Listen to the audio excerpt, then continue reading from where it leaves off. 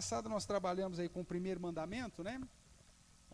E hoje vamos entrar no segundo mandamento e tratar das coisas pertinentes ao segundo mandamento. Para isso, eu convido você a abrir a sua Bíblia lá em Êxodo, capítulo 20.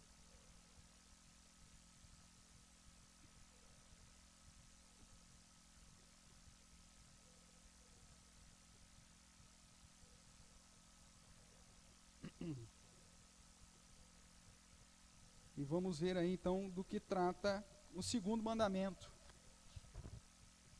Só uma pesquisa rápida aqui. Alguém assistiu lá os vídeos lá que eu mandei lá, o link ou não?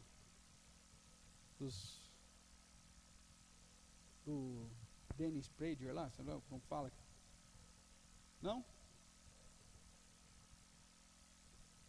Se tiver a oportunidade, vale a pena, viu, irmão? Procurar depois lá o link lá, que já ficou lá para cima, né? Tá lá para trás. Mas vale a pena, tá?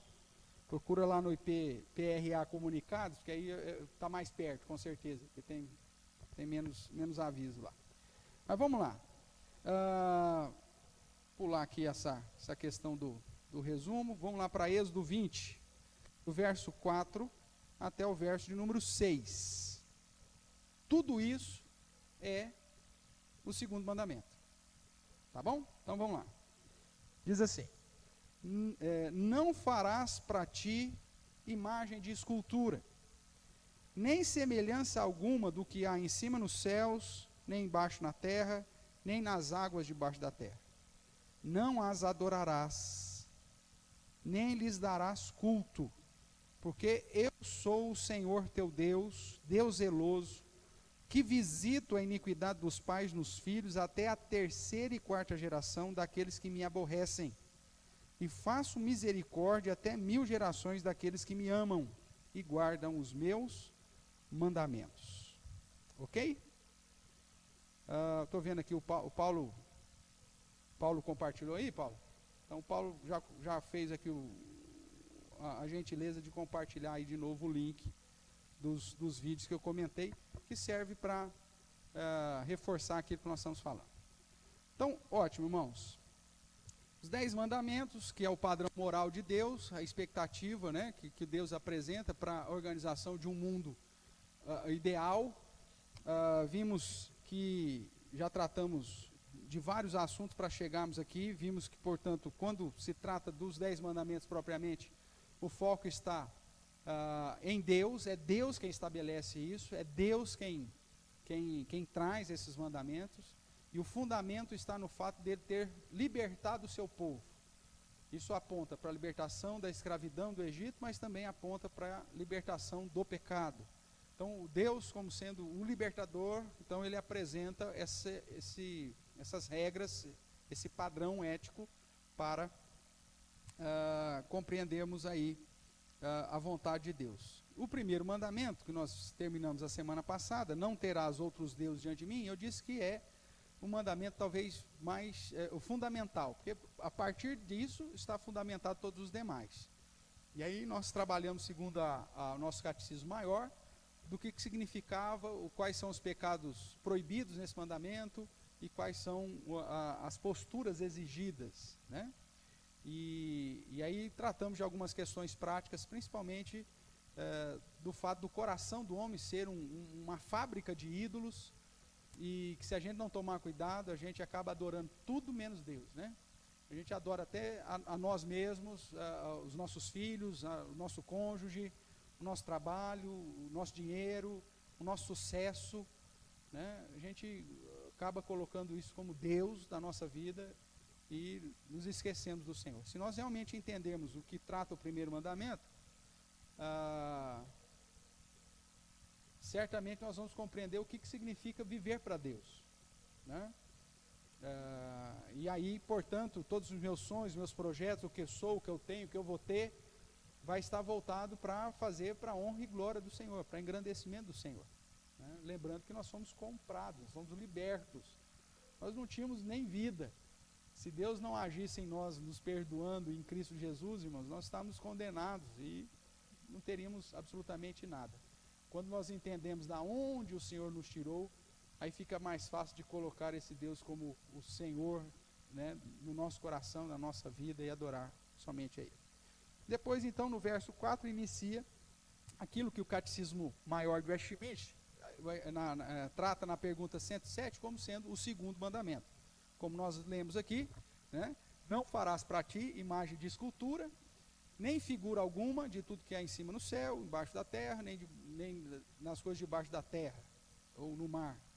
Não as adorarás, não lhes darás culto, porque eu sou o Senhor teu Deus, Deus forte e zeloso. E essas expressões têm uma importância grande, né? E aí ele diz que vinga a iniquidade dos pais nos filhos até a terceira e quarta geração daqueles que me aborrecem, e que usa de misericórdia até 1000 gerações daqueles que me amam e guardam os meus preceitos.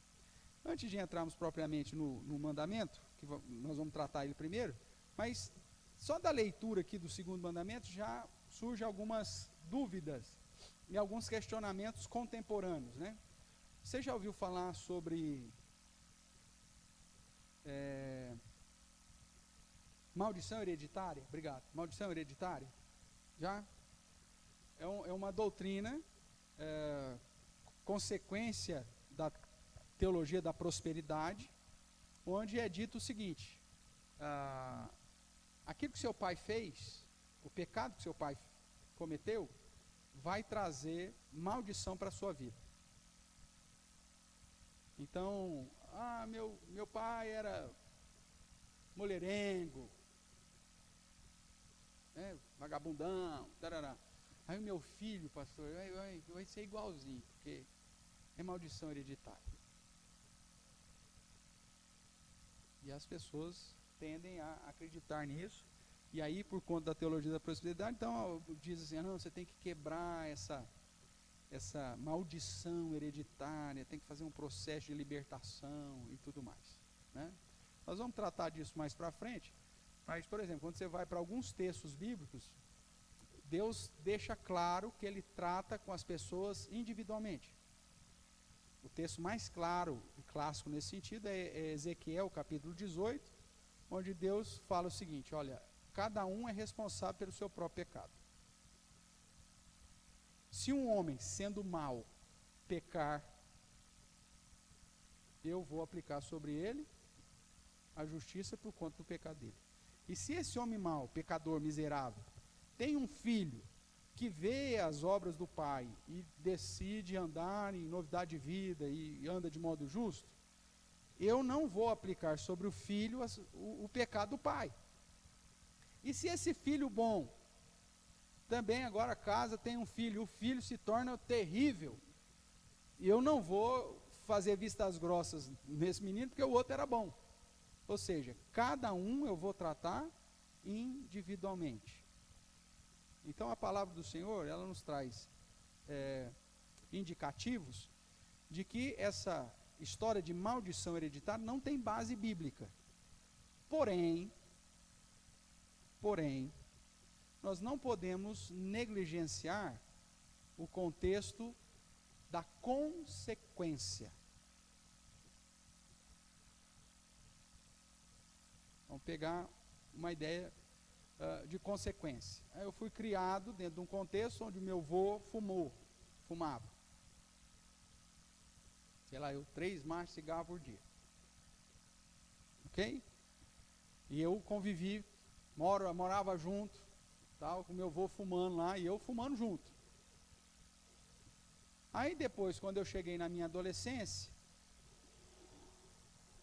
eu fiquei com uma vontade terrível também de fumar. O que é isso? Maldição hereditária? Não, uma consequência. Você fumou a vida inteira junto. Você viciou da mesma forma. Porque passivamente você inalou toda aquela fumaça enquanto você assistia televisão com o vô, e ele com o cinzeiro, inclusive, do seu lado. Você fumou a vida inteira. E assim também a bebida. Eu vi meu tio bebendo a vida inteira. E tal. Molhava a chupeta na cerveja, dava na boca do moleque. Aí vira um pau d'água daqueles, terrível. Maldição hereditária, porque o pai era um pingaiada, o vô era um pingaiada, um cachaceiro. Maldição hereditária? Consequência. Então, são situações que a gente pode, que a palavra de Deus nos apresenta como sendo de fato, e que não tem nada a ver com a questão de maldição hereditária. Porque, na perspectiva do pecado, Deus trata cada um individualmente. Tanto que a salvação é individual. Tudo bem?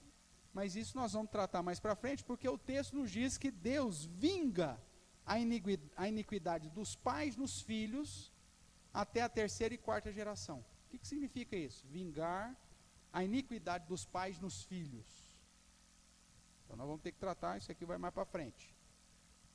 E uma outra situação que a gente vai tratar também, por conta desse segundo mandamento, é: se Deus manda no início do segundo mandamento não fazer imagem de escultura, nem figura alguma de tudo que há em cima, no céu, na terra ou debaixo da terra, por que ele mandou fazer a arca da aliança com 2 querubins? Por que ele mandou bordar um monte de anjo nas cortinas do tabernáculo? Por que ele mandou construir uma serpente de bronze? Seria isso uma contradição? Não perca os próximos capítulos. Tá bom? Então nós vamos estudar isso só tratando do segundo mandamento. Mas o mais importante aqui, que é o foco, é a própria idolatria, que é o que nós vamos trabalhar. Mas eu vou mencionar aqui no slide para que você possa seguir aí o nosso raciocínio que a gente vai estudar.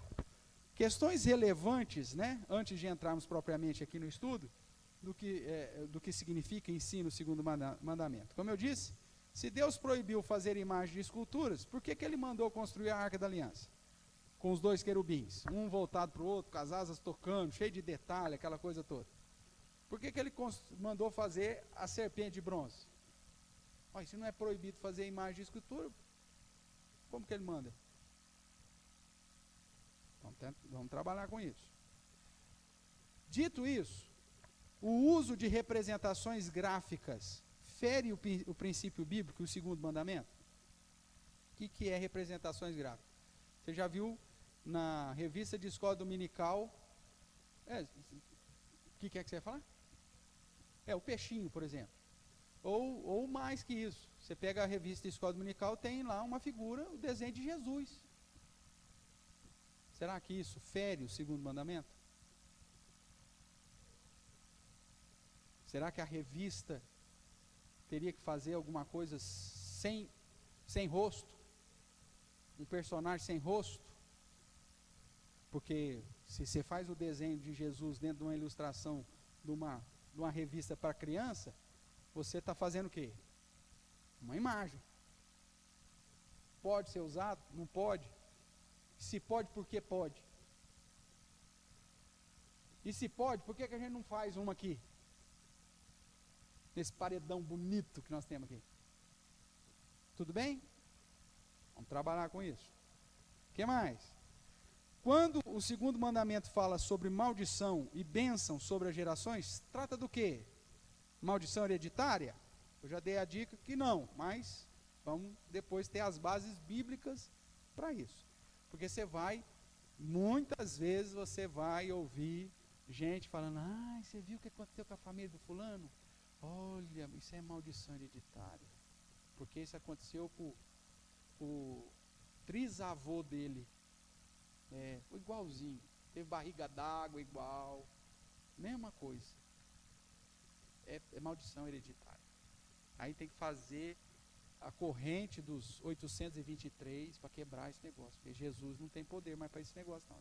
Maldição hereditária olha, tem que pegar, vender o carro, dar o dinheiro lá na igreja, porque senão não tem jeito.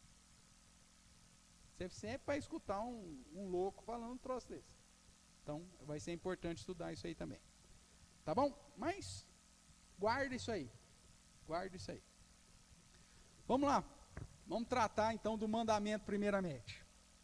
Segundo a pergunta 108 do nosso Catecismo Maior de Westminster, A pergunta 108 diz assim: quais são os, o que está em destaque aí?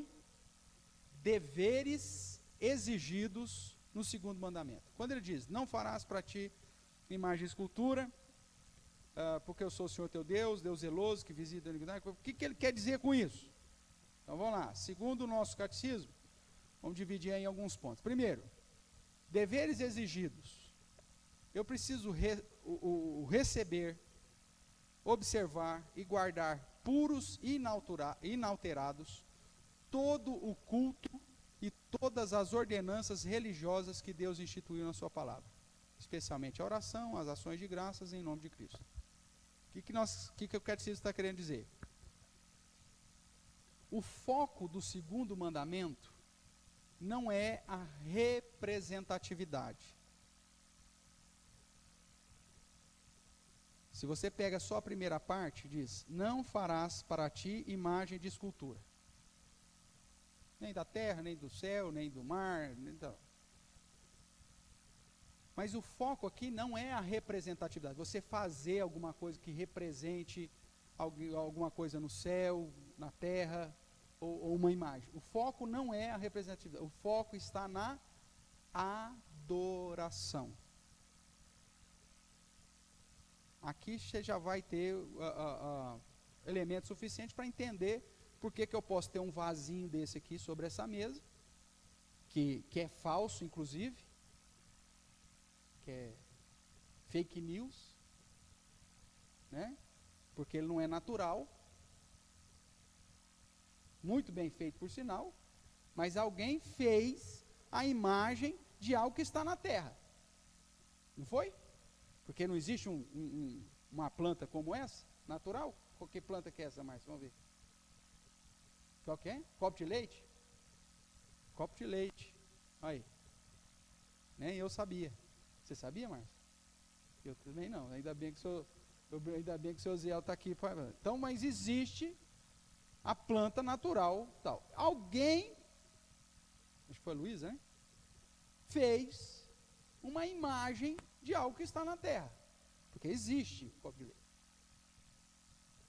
E aí, por que isso aqui não quebra o segundo mandamento, pastor? E por que está aqui? Na mesa em que se celebra a ceia do Senhor. Olha que pecado é esse? Por que não é? Porque o foco não é a representatividade propriamente. Mas veja a continuidade do mandamento, no verso 5. Não as adorarás, nem lhes darás culto. O foco do segundo mandamento, portanto, é a adoração, o culto.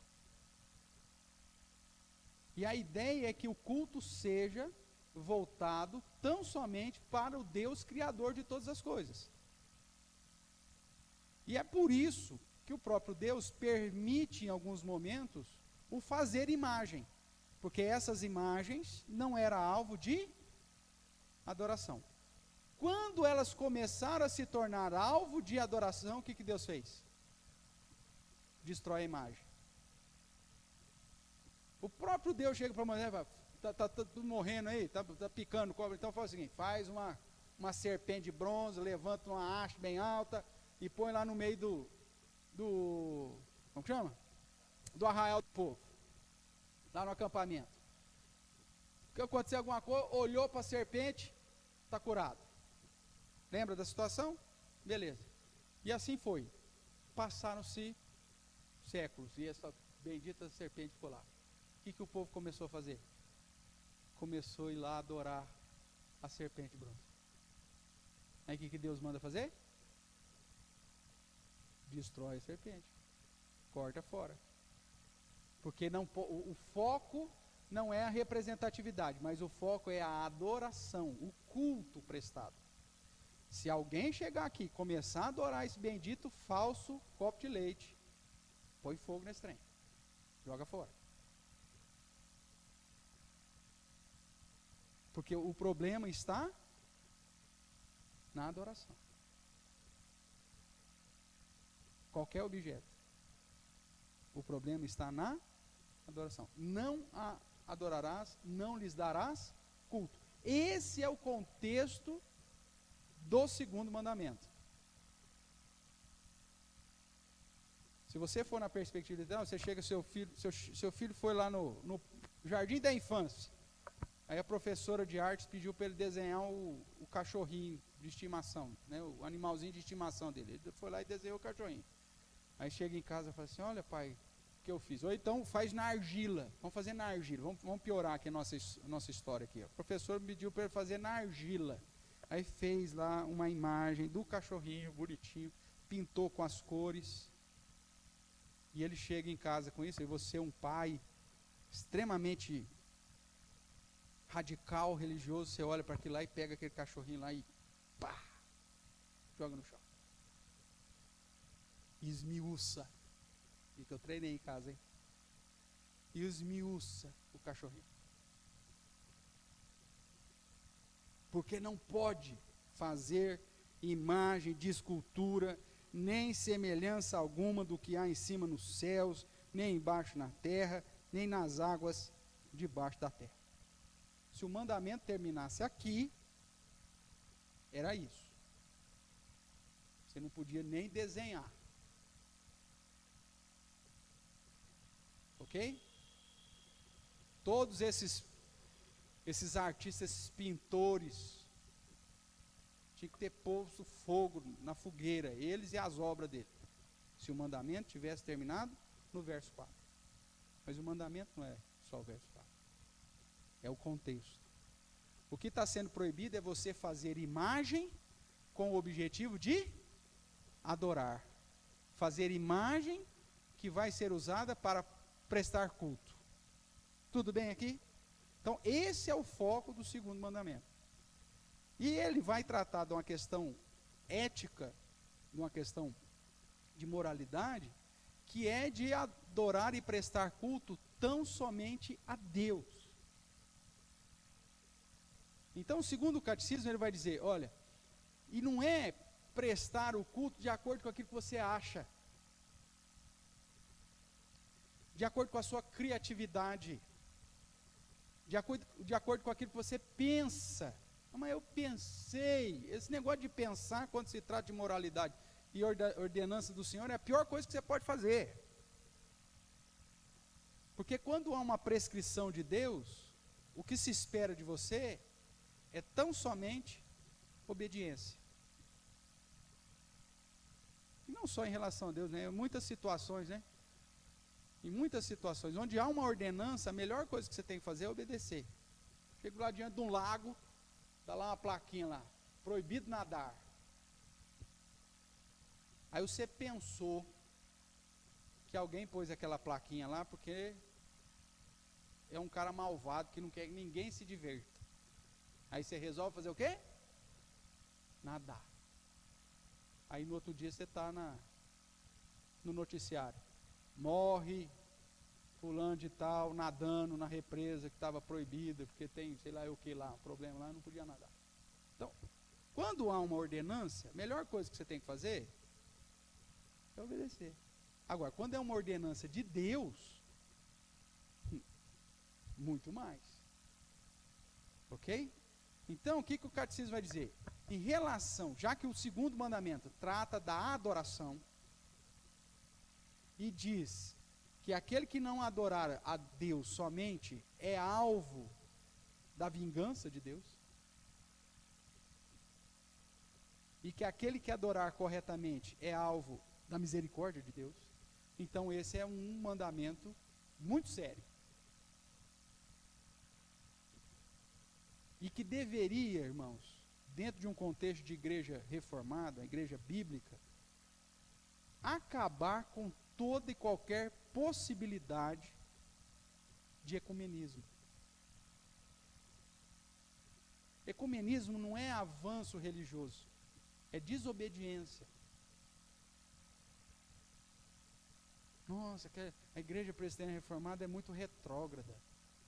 Nós estamos vivendo um mundo de tolerância, onde todo mundo aceita todo mundo, onde todas as religiões conduzem a Deus. Amigo, todas as religiões conduzem a Deus para a condenação.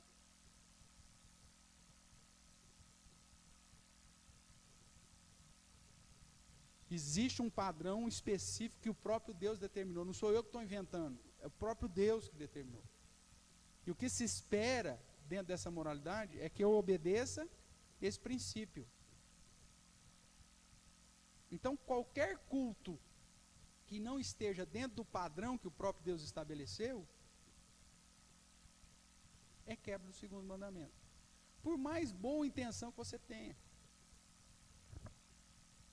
Vamos pegar um exemplo aqui, né? Então, ó, eu preciso receber, observar, guardar puros, inalterados todo o culto e todas as ordenanças religiosas que Deus instituiu. Abra sua Bíblia lá em Levítico, capítulo 10.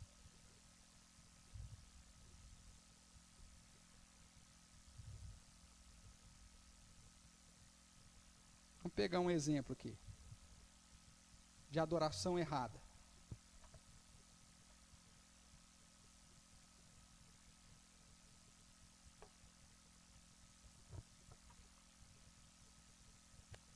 Valdívia, deixa eu olhar aqui, o pessoal está participando aqui, tem hora que não dá tempo de a gente olhar aqui. Vamos ver.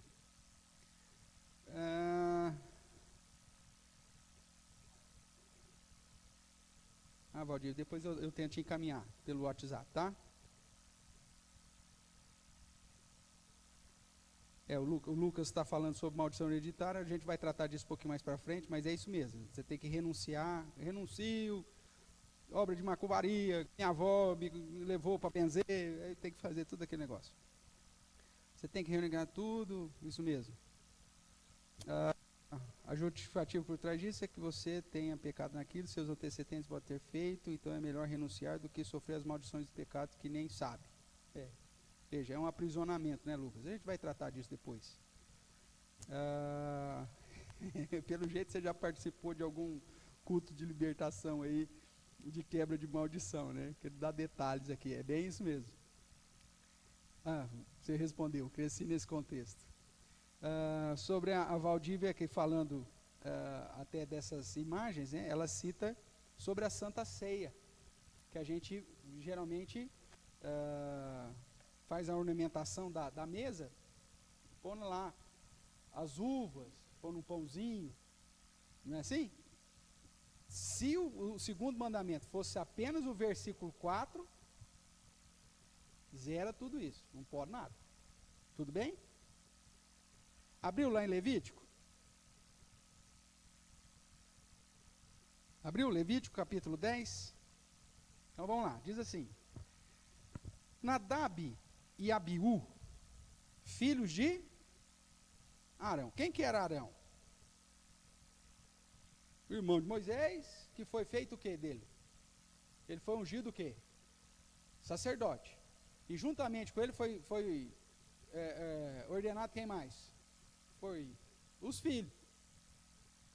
Que é o sacerdócio e Levi. Eles eram da tribo de Levi, consequentemente, então era sacerdote, sumo sacerdote, seu sacerdote. Tará. Então, os filhos foram. Se você observar aí, você vai. A minha Bíblia aqui ela não tem título, mas você que tiver título aí, eu acho que é no capítulo 8, que é a consagração de Arão e seus filhos para o sacerdócio. É isso que está aí? Na sua capítulo 8. Então veja. Arão e os seus filhos foram consagrados sacerdotes. Eles eram sacerdotes? Sim. Ponto. Voltemos para o capítulo 10. Nadab e Abiú, filhos de Arão, portanto que haviam sido o quê? Consagrados sacerdotes, tomaram cada um o seu incensário, que era para apresentar incenso, e puseram neles o quê? Fogo, e sobre este o incenso, e trouxeram fogo estranho perante a face do Senhor.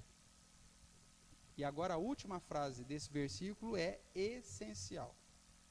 O que a última frase fala? O que lhes não ordenara. Aí a sequência você conhece, saiu o fogo diante do Senhor, matou os dois, e aí foi dito inclusive para a mulher, ninguém chora, hein? Nem lamente a morte de Nadab e Abiú. Se alguém for lamentar alguma coisa, lamenta o incêndio que aconteceu no tabernáculo. Não foi permitido nem prantear a morte de Nadab e Abiú. Inclusive, se eu fosse estudar, há a possibilidade, inclusive, de Nadab e Abiú ter entrado meio goró nesse momento aqui, porque o pessoal gostava um pouquinho da cana. Mas, independente disso, da exegese que você for fazer aí, o foco é, eles eram sacerdotes, foram apresentar incenso ao Senhor e apresentaram algo que Deus não havia ordenado. Eles morreram porque apresentaram algo que Deus não havia ordenado. Aqui, irmãos, está aquilo que nós chamamos, teologia reformada, de princípio regulador do culto. A igreja presbiteriana tem isso como princípio regulador do culto. O que é o princípio regulador do culto? Dentro da igreja presbiteriana. Nós só colocamos no culto elementos que o próprio Deus ordenou.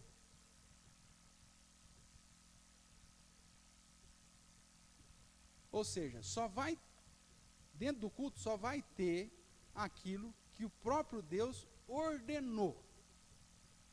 O que ele não ordenou, mesmo que ele não tenha proibido, dentro do princípio regulador do culto, o que você faz? Não coloca. A pergunta para saber o que vai colocar no culto e o que não vai colocar no culto, não é se Deus proibiu, mas é o se Deus ordenou. Deus proibiu a dança?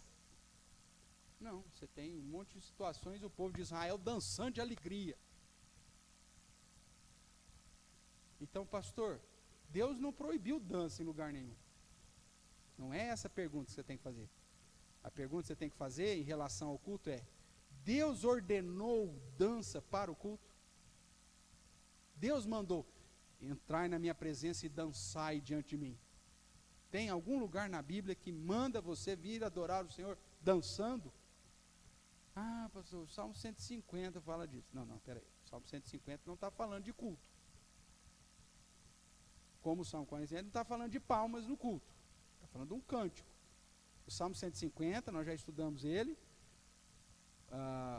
Você sabe que o ensino do Salmo 150 é que você tem que, em tudo o que você for fazer, você tem que fazer para a glória de Deus. Você tem que louvar a Deus em tudo que você faz. Mas o Salmo 150 não é elemento do culto. Porque se fosse elemento de culto, nós teríamos que ter símbolos sonoros, símbolos retumbantes. Que mais que tem lá? Saltérios. Aí tinha que ser obrigatório. Não poderia ter culto sem nenhum daqueles elementos. Se o Salmo 150 fosse uma ordem para culto, então era impossível ter culto sem aqueles elementos. Ali não é. Ele está falando, aqueles instrumentos apontam para situações específicas na vida. A gente pode até mencionar daqui a pouco para relembrar aí. Né? Mas o foco do Salmo 150 não é a ordenança de elementos de culto. Porque se fosse, então volto a reafirmar. Nós não poderíamos prestar culto sem ter todos aqueles instrumentos presentes. E o que é pior, ia trazer tudo quanto é bicho para dentro da igreja. Porque todo ser que respira, louve ao Senhor. Olha só que coisa louca. Então veja, o Salmo 150 está fora. Ele não está tratando disso. Então, voltando para a questão, por que Nadab e Abiú morreram? Porque eles apresentaram algo que Deus não havia ordenado. Aqui é o diferencial da igreja presbiteriana, da igreja reformada, para a igreja antropocêntrica. Qual que é a pergunta que se faz no princípio regulador dos cultos das outras igrejas? Se Deus não proibiu, está valendo. Tem algum texto na Bíblia que diz que Deus proibiu o uso de velas? Não tem. Então vamos encher o cu de vela. Mas não é essa a pergunta que você tem que fazer. Você tem que fazer: existe algum texto onde Deus ordena que se use vela no culto? Não tem. Então não use. Existe algum texto que diz que tem que ter as pastoretes dançando para louvar a Deus? Não, não tem, então você não coloca. Existe algum texto explícito que diz que o louvor tem que ser com palmas? Não, explicitamente como elemento do culto, ordenança de Deus, você não tem. Então, o que você vai colocar no culto para não ferir o segundo mandamento? Somente o que Deus ordenou. Deus mandou a gente orar? Mandou. Deus mandou a gente louvar? Mandou. Deus mandou a gente meditar na palavra dele? Mandou. A palavra de Deus diz que a gente tem que instruir uns aos outros? Ensinar, corrigir, repreender? Sim. Então, Jesus mandou nós fazermos algo em memória dele? Sim. Então, veja, você coloca no culto somente aquilo que tem base bíblica dizendo que Deus ordenou. Pastor, mas ia ficar tão legal, pastor. Imagina, pastor, vai lotar a igreja, pastor.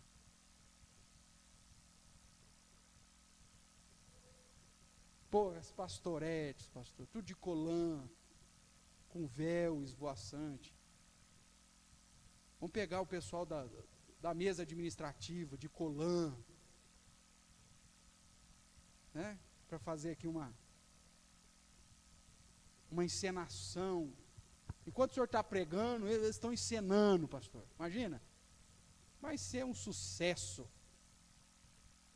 Presbítero Paulo, diácono Roberto, imagina. Tudo de colã, verde musgo. Né? Cor da igreja presbiteriana. Deus ordenou? Graças a Deus ele não ordenou. Louvado seja o nome de Deus que ele não ordenou. Imagina. Então, se ele não ordenou, não coloca. Ok? Então, o princípio regulador do culto de uma igreja bíblica está pautada naquilo que Deus ordena. E aí é disso que trata o segundo mandamento. Na adoração, eu só vou adorar de conformidade com as ordenanças que Deus instituiu na sua palavra. Deus ordenou fazer alguma imagem para receber adoração? Não. Então eu não vou ter nenhuma imagem para receber adoração. Eu posso ter até a ornamentação, eu posso ter até uma representação, mas que não é alvo de adoração. Se eu chegar aqui, irmãos, pegar essa plantinha e levantar para os céus assim, sinal de formato de cruz. Pronto. Pecamos. Ou se amanhã depois, irmão, cansamos já, o copo de leite aqui já azedou. Vamos fazer igual uma outra, né? Vamos pôr uma outra flor aí, porque o copo de leite já azedou. Está aí já 6 meses aí, ninguém aguenta mais esse copo. Aí põe um outro vasinho aí, tudo bem. Aí fala, não joga o vaso não. Não, meu amigo, isso aqui é só uma ornamentação.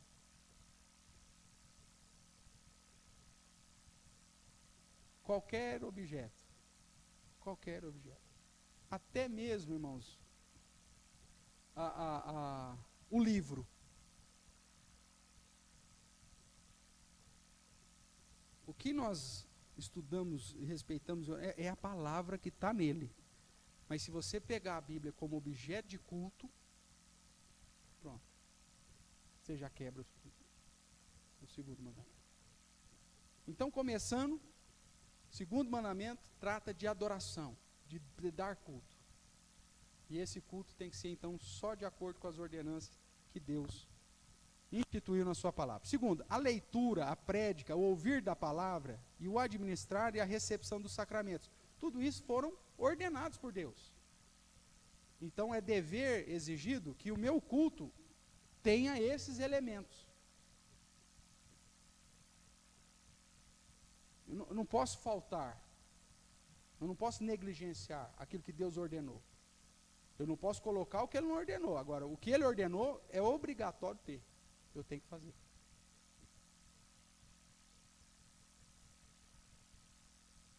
Então, seguir essa ordenação de Deus. O que mais? O catecismo ainda vai tratar, depois nós vamos ver os textos lá no final, né? Que está embasado tudo isso aqui. Mas ele vai colocar como um dever exigido do segundo mandamento, manter o governo e a disciplina da igreja, a ordem da igreja.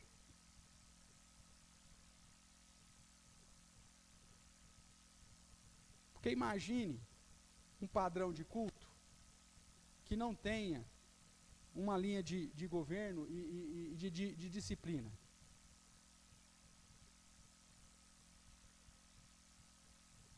Aí a dona Sueli resolve cantar o hino 32, enquanto eu estou pregando. O seu Ziel levanta orando em favor dos enfermos. Hã?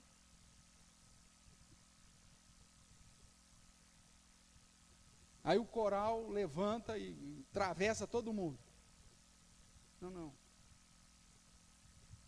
O culto a Deus, você obedece o que Deus determinou e ele precisa ser racional. Ele tem uma ordem a ser cumprida. Dentro dos círculos, vamos dizer assim, reformados, usa-se como padrão litúrgico uma sequência que a gente encontra em Isaías capítulo 6, quando ele tem a visão de Deus e o chamado dele, que é a adoração, o seu reconhecimento do seu pecado, a sua contrição, a sua consagração. Então são pontos dentro dessa ordem litúrgica que a gente segue dentro de um padrão bíblico. Agora, não precisa ser necessariamente igual àquela ideia que se apresenta lá em Isaías 6, mas ter uma ordem. Você pega, por exemplo, o Jesus ensinando os discípulos sobre a oração dominical, a oração do Pai Nosso. Ela tem uma ordem. Há uma exaltação, há um engrandecimento, há uma petição. Então, tem uma sequência. E o culto a Deus, irmãos, ele precisa ser um culto organizado, com ordem, como Deus é. Então, quando você vai, por exemplo, um culto que o foco não é Deus, o foco são as pessoas, esse culto se transforma numa manifestação dos desejos pessoais. O cara começa a bater palma na hora que quiser, o outro começa a gritar na hora que quer, o outro começa a levantar a mão na hora que quer, um já levanta orando, o outro já... Peraí, cara. Paulo, inclusive, traz uma exortação nesse sentido, dizer, os outros vão pensar que vocês é tudo xarope, tudo louco. Tem que ter uma ordem, uma decência, mesmo num culto transcultural, quando você tem várias pessoas de nacionalidade diferente, de idiomas diferentes, cada um fala no seu tempo e interpreta o que o cara está falando, para você saber o que está acontecendo. O culto precisa ter, então, essa ordem. E também fruto da disciplina, ou seja, de uma vida com Deus. O que Jesus falou? Se teu irmão pecou contra ti, vai, resolve o problema. Se você lembrou na hora da adoração, deixa a tua oferta, vai, se reconcilie, depois volta. Ou seja, há um padrão, há uma perspectiva de santidade, de disciplina. Há um cântico, né, moderno, contemporâneo, a gente até cantou ele, a gente muda a letra, que é aquele cântico, eu acho que é Vineyard, que vem,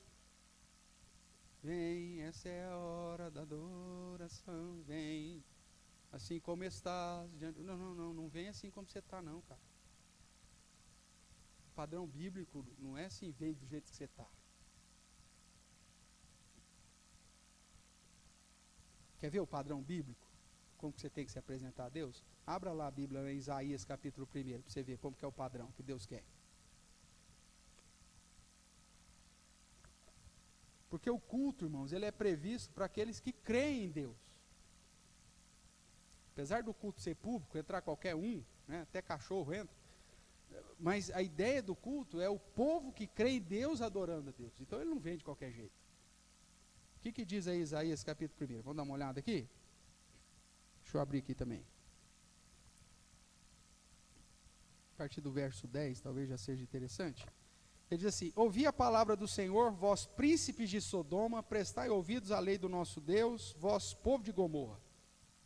De que me serve a multidão dos vossos sacrifícios? Da religiosidade? Deus está questionando a religiosidade, diz o Senhor.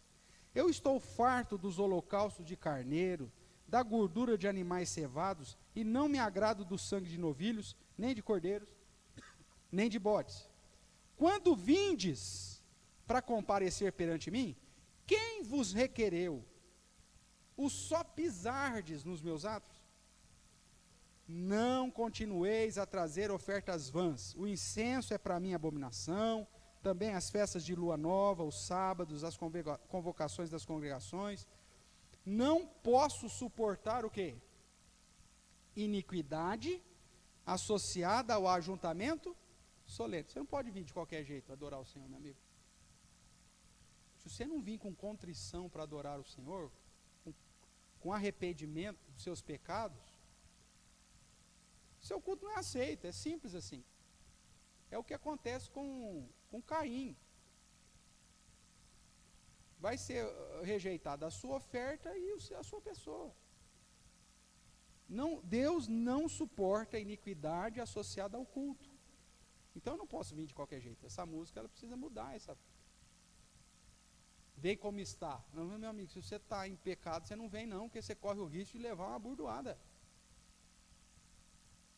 Você tem que vir na presença do Senhor, no mínimo, com contrição no seu coração. Ciente que é pecador, que é miserável, todos nós somos, mas com coração contrito.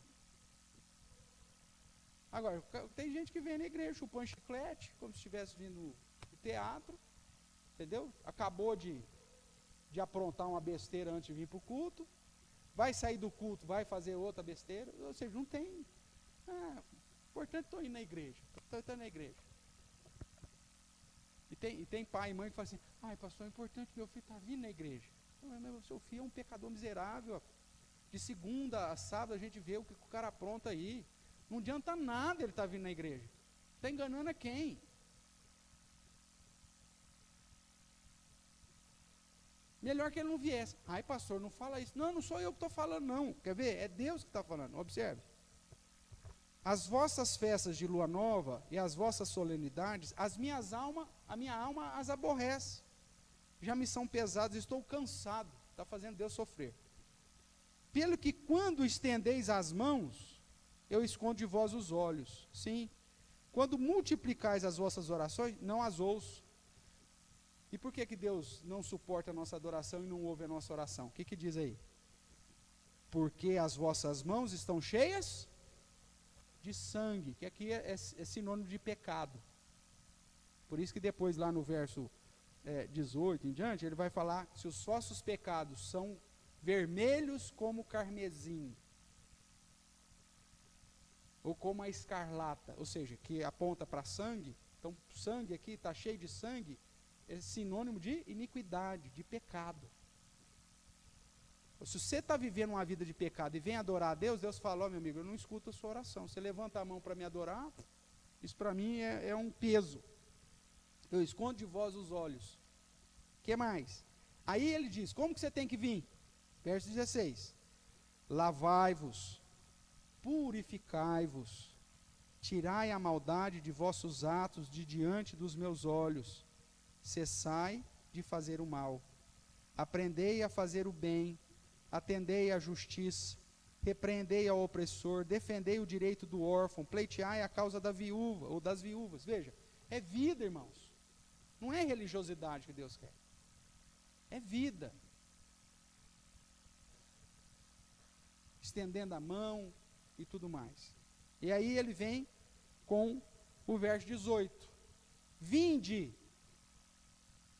Se você se lavou, se arrependeu, aprendeu a fazer o bem para lá, então vinde. Vinde e arrazoemos, ou seja, resolvemos o nosso problema, diz o Senhor.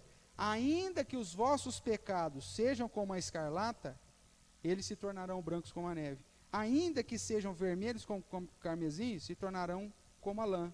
Se quiserdes me ouvirdes, comereis o melhor da terra. Mas se recusardes, fordes rebeldes, sereis devorados à espada, porque a boca do Senhor o disse. Veja, a gente vai continuar com o pecado. Mas Deus fala: se você vem vir com a postura correta de lutar contra a sua iniquidade, de agir de conformidade com a minha palavra, mesmo que você venha ainda vermelhão de pecado, aí eu te purifico. Aí eu ajo. Aí eu te limpo. Agora, se você vier do jeito que você está lá fora, com as mãos cheias de sangue, cheio de iniquidade, sem contrição, sem arrependimento, quem vos requereu o só pisardes no meu ato? Deus falou, é melhor que você não tivesse vindo. Aí você fala, pastor, mas isso foi só com Isaías, pastor. Não, não foi não. Quer ver outro exemplo? Abra lá em Malaquias.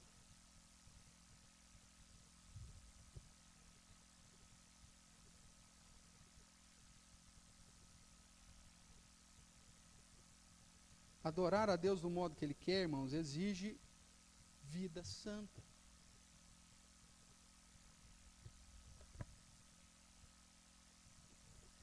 Capítulo 1 também.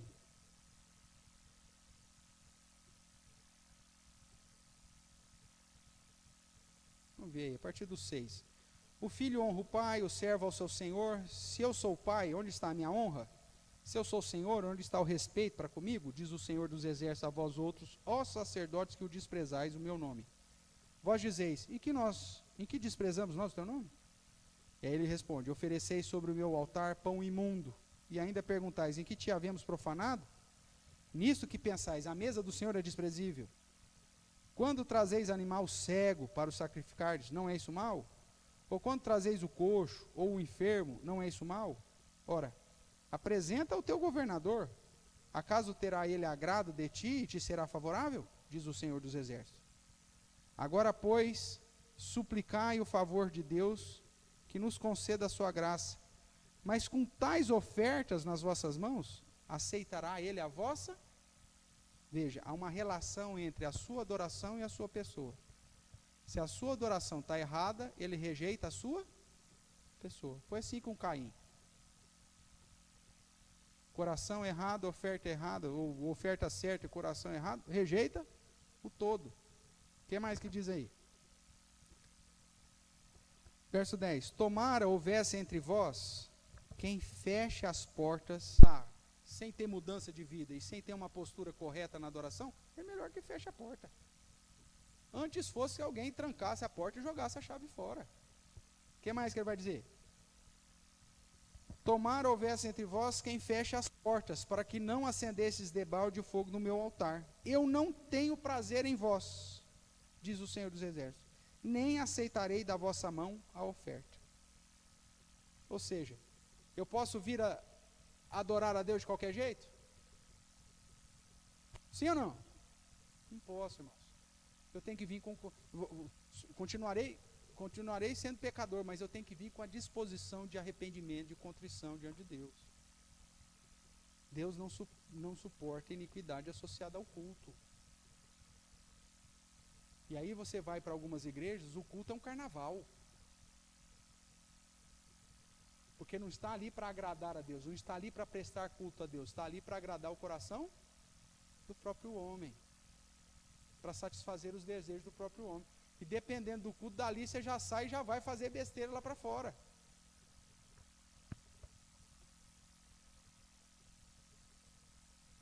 Isso é culto? Não, isso não é culto. Isso é quebra do segundo mandamento. Porque você está desprezando o governo, a disciplina da igreja, a ordem do culto, o padrão que se estabelece no Senhor. Tudo bem? O que mais? O ministério é a sua manutenção. Desprezar o ministério é a sua manutenção. Nós sabemos que para a manutenção do culto a Deus, Deus estabeleceu no Antigo Testamento o sacerdócio levítico, e todo o povo de Israel tinha que sustentar isso, e inclusive referendar a postura desses homens, para que esses homens vivessem de fato em fidelidade, em santidade e obediência. No Novo Testamento, nós vemos que esse padrão cai o sacerdócio levítico, mas o ministério da palavra ainda é colocado como um ministério a ser observado. Os apóstolos, inclusive, quando tem lá o problema de Atos, capítulo 6, a respeito da assistência social, ele diz assim, não é bom que nós passemos a servir as mesas. Elejam aí homens, crentes, capazes, cheios do Espírito Santo, para vocês darem a eles essa tarefa, e nós continuaremos no ministério da palavra e da oração. O apóstolo Paulo, depois, quando ele vai tratar de detalhes para a instituição da igreja, ele vai colocar essa ideia do presbítero, o docente, aquele que ensina, como algo que precisa ser mantido. E que esse ministério precisa ser mantido em fidelidade, obediência e santidade.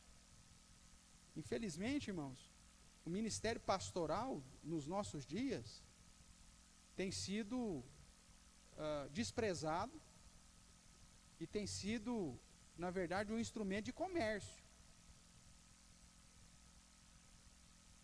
Grande parte daqueles que se colocam à disposição para servir o ministério pastoral, se colocam para servir o ministério pastoral porque não tem nenhuma outra opção na vida.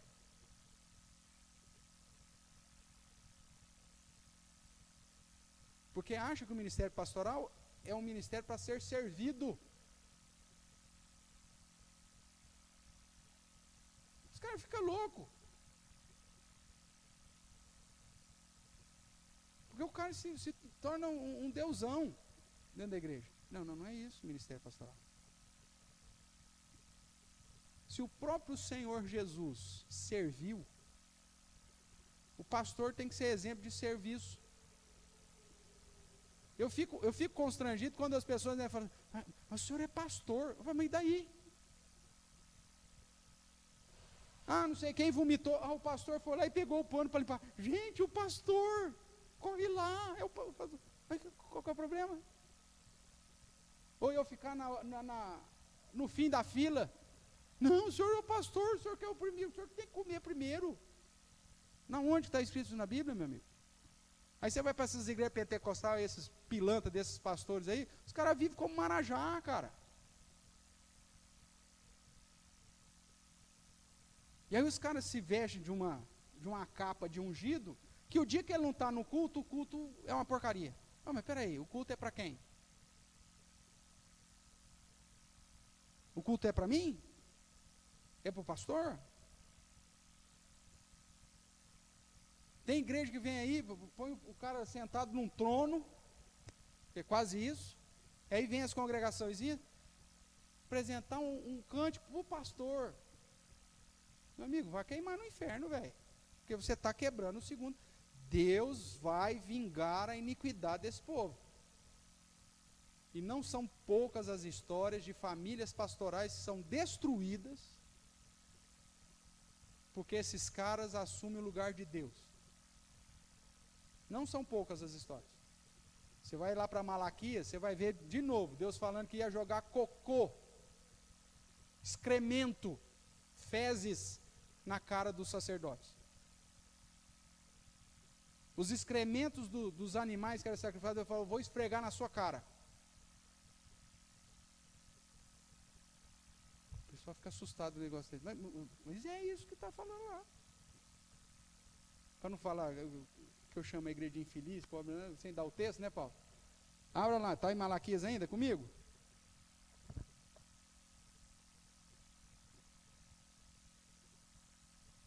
Capítulo 2.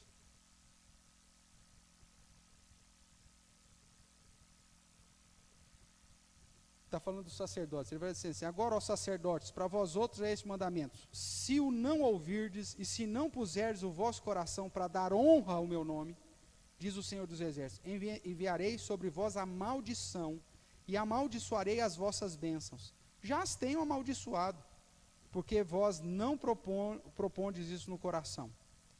Eis que vos reprovarei a descendência. Veja, visitarei a iniquidade no decurso da geração, terceira e quarta geração. É a mesma coisa. Atirarei o quê? O que está escrito aí? Isso aqui é um eufemismo, né? Você vai para a palavra original, que foi traduzido por excremento aí, é aquilo que você sabe que é excremento, cocô. Eu vou pegar as fezes dos animais, das oferendas, e esfregar na sua cara. Vou jogar no seu rosto. Por quê? Porque você não está conduzindo o povo a adorar a mim, você está fazendo tudo errado. Você está sendo o bambam, o marajazão do negócio.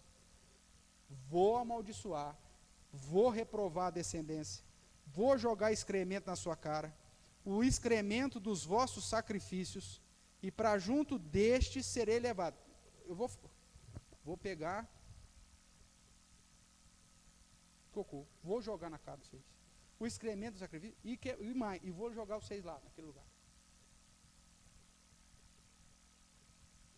Porque ao invés de conduzir o povo a adorar a Deus, e tão somente a Deus, esses homens fazem o que o coração dos próprios homens deseja.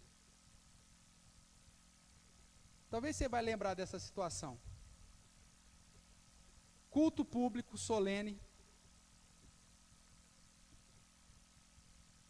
E depois do ensino que eu já tinha dado, alguns bodes começaram a relinchar lá. Sei lá o que bode faz, não sei. Cavalo que relincha, né? O que bode faz? Não sei. E algum bode começou a bater os cascos lá. As ovelhas olharam assustadas para mim e falaram assim: agora o bicho vai. Eu devia ter jogado excremento na cara desse povo. Porque Deus fala assim. Aí eu paro o culto, como guardião do culto que sou, que eu não estou ali para ser adorado e nem para fazer você ficar feliz. Ai, que gostoso, hoje o culto foi tão gostoso. Olha, suei tanto, olha que alegria. Não, você não vem aqui para você sair felizinho, cara. Você vem aqui para ouvir a palavra. Aí, como guardião do culto, cheguei e falei: para tudo. Irmãos, nós estamos aqui para adorar ao Senhor. Isso aqui não é show. Vamos começar, dando uma perspectiva bíblica, apresentando os elementos que Deus espera que nós apresentemos para Ele dentro do culto. Você lembra dessa situação? Todo mundo, ou grande parte, esse pastor é louco. Onde já se viu fazer uma coisa dessa?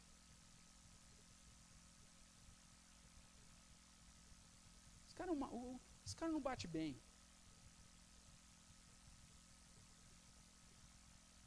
Meu amigo, eu estou te livrando da maldição que Deus diz que apresentaria sobre aquele que macula o culto dele. Você tem noção do que isso significa? Eu vos amaldiçoarei. Qual que é a sequência aqui? Reprovarei a sua descendência. Seus filhos não vão estar na igreja mais. Reprovar a sua descendência é essa continuidade. Seus filhos vão ficar fora da igreja. Porque essa igreja, na verdade, não está me adorando, está adorando a si mesmo. Está buscando satisfazer os desejos carnais, a vontade. Olha a seriedade desse negócio, irmãos.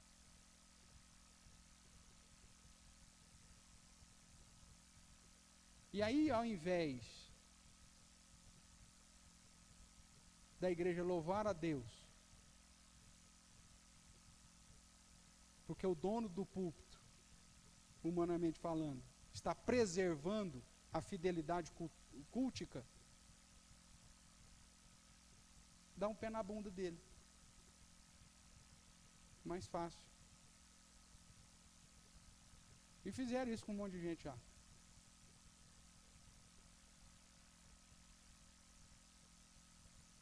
Deus rejeita, cara, o seu culto. Deus rejeita o que você faz. O segundo mandamento trata da fidelidade de adoração ao Senhor. Qualquer coisa que assumir o lugar de Deus na adoração, Ele diz: eu vou vingar.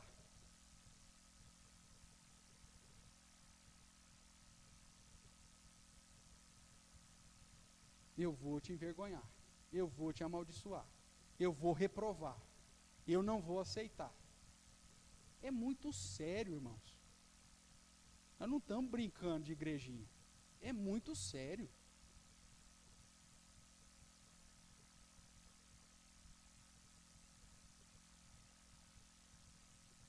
Porque senão, Se a gente quiser agradar as pessoas, imagine o que vai virar.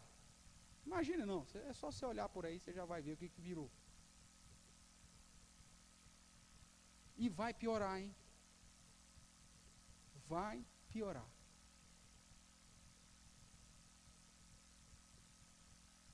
Temos que manter esse ministério e a manutenção desse ministério irrepreensível. Porque, irmãos, os pastores de hoje são seduzidos para manter as suas igrejas, os seus empregos, a fazer aquilo que o povo quer.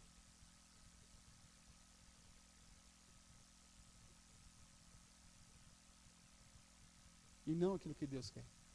Eu coloquei, até propositalmente, no grupo dos homens, eu não coloquei no grupo da igreja, mas eu coloquei no grupo dos homens. Um videozinho do reverendo Ronaldo Lidório, falando sobre a biografia do Jonathan Edwards. Viu lá, seu Marcos? Viu? E aí conta a história de Jonathan Edwards, ele dizendo o seguinte: ele foi pastor da mais importante igreja americana durante 21 anos. E aí chegou num determinado momento que a liderança da igreja trouxe uma questão teológica. A liderança da igreja queria que a celebração da Santa Ceia fosse aberta para todo mundo, crente e descrente. Se não fizesse essa distinção daqueles que confessaram a Cristo ou não. Veio na igreja, come e bebe. O pastor diz: é minha responsabilidade manter a fidelidade sacramental. Jesus instituiu isso para os seus discípulos. Paulo exorta claramente que aquele que não está ligado ao corpo de Cristo não deve nem tocar. Que aquele que não consegue examinar, no caso as crianças, né, também não deve participar. Então, não vamos aceitar isso. Aí o conselho falou assim: então tchau. E 90 e poucos por cento, não vou lembrar qual que é a história lá, mas mais de 90% da igreja, que há 21 anos estava sendo pastoreado por aquele homem, talvez um dos maiores pregadores, mandou o cara embora. Fez a bendita parceria, né? E aí o cara não tinha campo, porque ele estava na igreja mais rica, a igreja mais tal. Aí, que igreja agora que vai aceitar um cara desse? Humilhado, porque foi mandado embora pelo conselho. Olha que situação. Mas Deus permitiu que essa situação o conduzisse para ser pastor entre os moicanos, numa igreja missionária, indígena, no meio do nada. E aquele homem tem um ministério abençoado no meio dos indígenas americanos. Deus tem os seus propósitos e faz. E aí o reverendo Ronaldo Lidório trata do assunto, falando do sermão, né, do Jonas, que quando os nossos planos são frustrados, Deus continua soberano mesmo quando os nossos planos são frustrados. Mas isso, irmãos, aconteceu com Calvino, isso aconteceu com Lutero, isso aconteceu com Jonathan Edwards, aconteceu com um monte de gente que quer ser fiel, que quer preservar o padrão bíblico da adoração. E vai continuar acontecendo. Porque a igreja, se ela começa a inclinar para o seu próprio coração, ela não quer se adequar ao padrão de Deus, ela quer que o padrão de Deus se adeque a ela. E isso é quebra do segundo mandamento. Qualquer desvio cultico, litúrgico, que a gente comece a aceitar, é quebra do segundo mandamento. E o problema é que aí Deus coloca no segundo mandamento que ele vai vingar aquele que não adorar do jeito correto. E esse é o grande problema. Irmãos, vamos pontuar pelo menos mais um ou dois aqui. Segundo o nosso catecismo, o jejum é algo que deve ser colocado, o jejum religioso, o jurar em nome de Deus, o fazer votos a Ele, a consagração, o voto faz parte do culto, né? Então, isso é algo a ser observado. Me consagrar a Deus, fazer votos diante do Senhor, isso é algo que eu devo fazer. Agora, não posso fazer votos de tolos. Se eu vou votar, tem que cumprir. E bem como o desaprovar, detestar e opor-nos a todo culto falso. E, segundo a posição e vocação de o remover tal culto e todos os símbolos de idolatria. Presta atenção nessa última frase. O que o mandamento exige de mim? Desaprovar, detestar e me opor a todo culto falso. O crente verdadeiro, ele pode participar de qualquer outro tipo de adoração a qualquer outro Deus? Isso é quebra do segundo mandamento, irmãos, e fica debaixo da maldição que Deus atrelou a esse mandamento.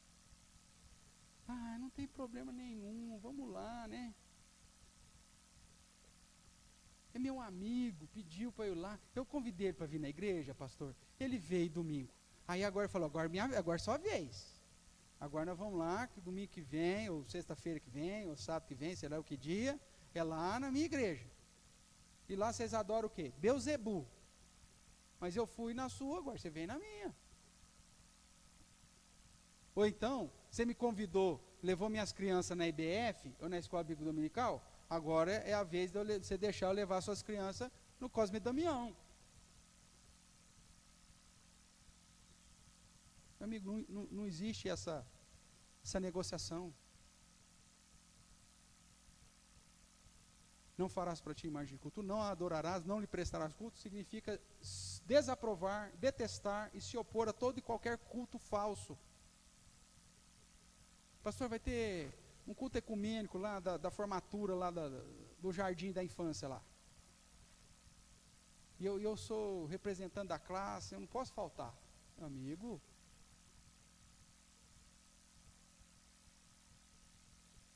e aí entra a segunda parte. E, segundo a posição e vocação de o remover tal culto e todos os símbolos de idolatria. Eu sou diretor da escola. Nós vimos isso aí, essa semana passada aconteceu isso. O cara assumiu a direção da escola, e lá na direção da escola tinha lá aqueles que, dentro da agenda LGBT, que não se sentiam do sexo, podiam usar o banheiro inverso. O diretor falou, nós vamos ter um banheiro então exclusivo para vocês. Só que menino biológico ou usa o banheiro de meninos, ou esse outro banheiro, mas não vai usar o banheiro feminino. E vice-versa. Caiu em cima do cara. Aí, dentro daquela lei que eu tratei aqui com vocês um tempo atrás, da disseminação da cultura afrodescendente, eles aplicaram, toda quinta-feira tinha um culto afrodescendente na escola. Das raízes, das religiões de raízes afrodescendentes. Aí o cara, o diretor, falou, não vamos ter isso não. Ou nós vamos fazer um culto ao Deus vivo, ou nós não vamos fazer nada. Mataram o cara. E sabe o que vai acontecer? O que vai acontecer com esse cara? Segundo a posição dele, ele é o diretor? É o diretor. E segundo a vocação dele, ele tem que remover tal culto e todos os símbolos de idolatria. Só que ele pode fazer isso? dentro de um contexto legal hoje, que a lei permite hoje, essa lei totalmente anticristã que está, ele não pode. Sabe o que vai acontecer com esse cara? Ele vai receber um processo, vai ter uma sindicância e provavelmente ele vai ser mandado embora. Vai perder. Se é concursado, vai perder, vai ser exonerado e vai perder. Mas diante da nossa Constituição, qual que era a posição dele? Era fazer justamente isso.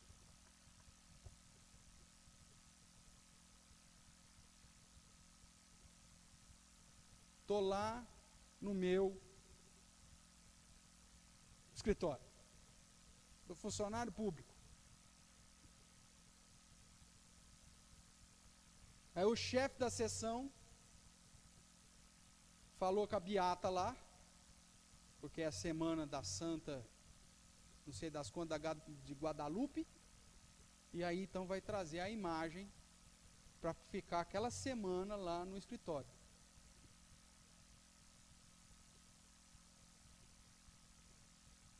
O que o segundo mandamento te manda fazer, meu amigo? Falou, você desconta aí então, já que eu não posso, não é a minha posição, é a sua, porque você é o chefe, você vai pôr isso aí? Mas fala o seguinte, ó, desconta essa semana do meu salário, aí eu vou pedir férias.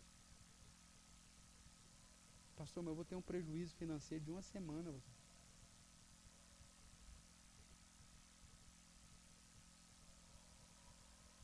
Dá para começar a entender o que significa a marca da besta agora? Começar a aceitar todas as manifestações culticas que não é o Deus verdadeiro. Pastor, mas eu vou perder meu emprego se eu fizer um negócio desse. Vai. Muitos cristãos já perderam. E aí? Como que nós vamos fazer?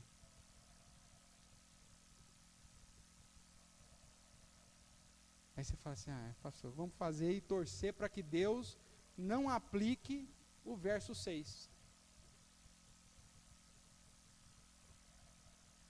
Vamos torcer para Deus deixar de ser justo como Ele é. E não aplicar os versos finais do segundo mandamento. Será que vale a pena correr esse risco? Agora, pastor, como que eu vou assumir a minha posição diante desse mundo tenebroso? Irmãos, é nesse sentido que a igreja tem falhado.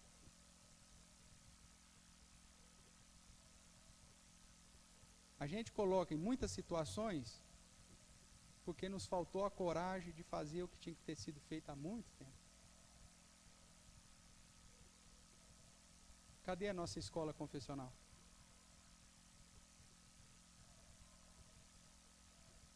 Os presbiterianos de Araraquara se gabam por ser a primeira igreja evangélica da cidade, 141 anos.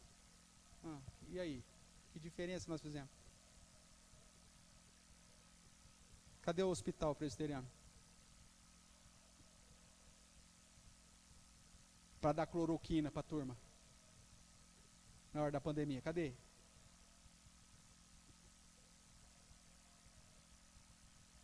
Cadê a escola?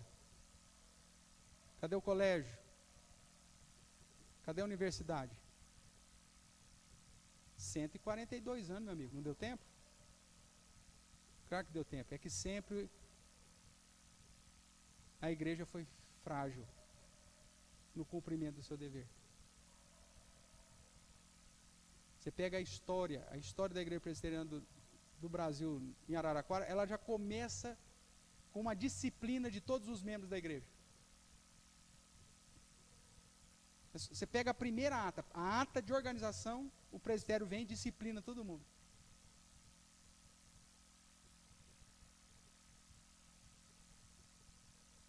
Porque é uma igreja de confusão, não é uma igreja de evangelização.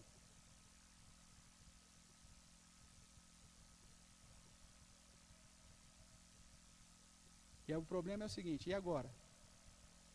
Nós estamos aqui. Nós vamos deixar passar mais 142 anos?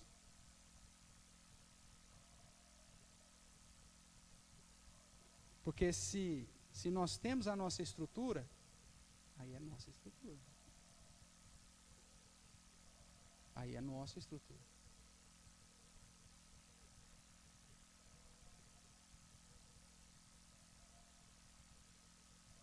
Aí é uma escola confessional. O cara quer matricular na escola, ele já sabe que aqui é confessional. Vai ter Halloween? Não. Vai ter festa junina? Não. Vai ter banheiro para... Vai ser... como que é? Todos? Não. Aqui é toda e todo. É confessional.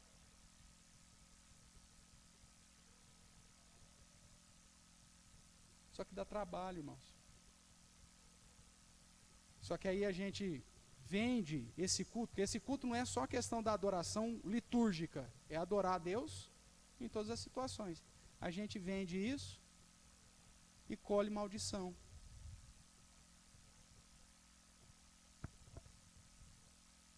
Que escola que eu coloco meu filho hoje, pastor?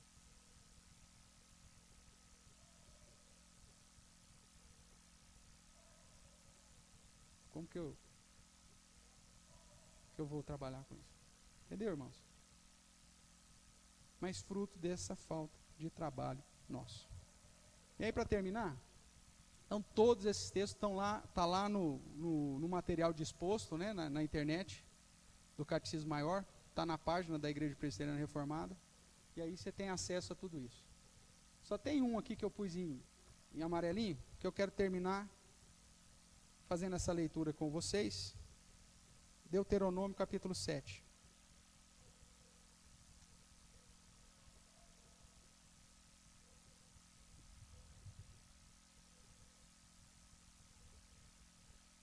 Vou ler do 1 ao 5, tá? Reforçando aí a nossa responsabilidade diante dos cultos falsos.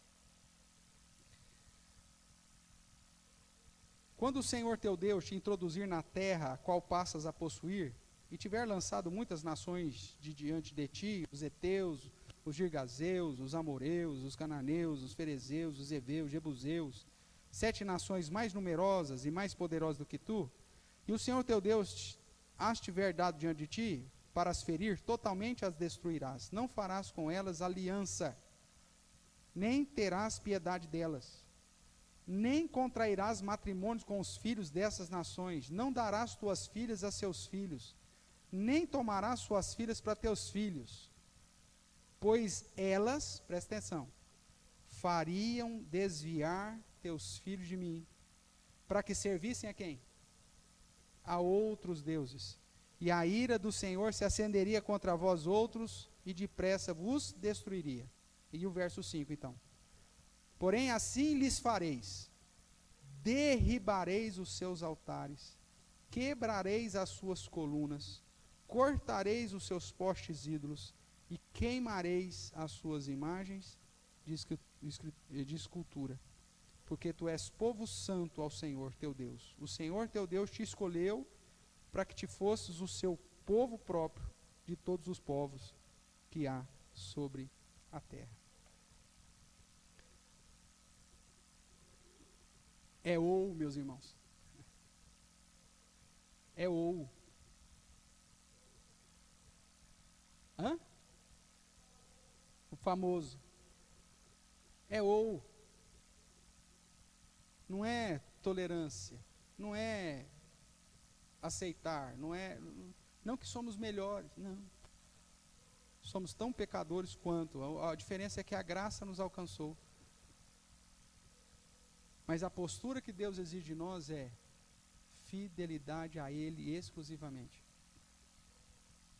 Ah, pastor, não tem problema não. Na festa junina lá vai gritar viva São João, viva São Pedro, viva Santo Antônio. Mas Deus conhece meu coração. O problema não é o seu coração, meu amigo. O problema é o seu testemunho. Ah, pastor, mas eu gosto tanto do frango da quermesse, pastor. Você não faz ideia. Não existe frango melhor. Meu amigo, você tinha que desaprovar esse negócio.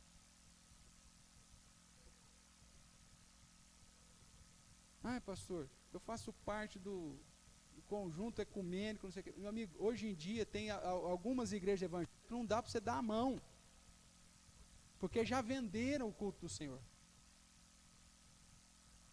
Ah, mas nós vamos ficar minoria, mirradinho, não sei o quê. Que seja, irmãos. Mas saiba que Deus vai abençoar, porque Ele vincula isso. A postura fiel de preservar a adoração somente a Ele. Ele vincula isso. Aqueles que desprezam, Ele vai vingar. Mas aqueles que obedecem, Ele vai abençoar. Virá com misericórdia. Semana que vem, se Deus permitir, a gente trata quais são os pecados proibidos. Nós falamos o que é exigido. Semana que vem, continuamos tratando sobre essa ideia. Aí você vai ver a questão da idolatria, uma série de coisas. E aí, por fim, respondendo aquelas duas perguntas que nós já mencionamos. Né? A questão da maldição hereditária e a questão do porquê Deus manda fazer imagens de escultura. Tudo bem? Vamos ver aqui só antes de finalizar, se tem alguma... o pessoal pôs e tirou aqui, não deu tempo nem de ler.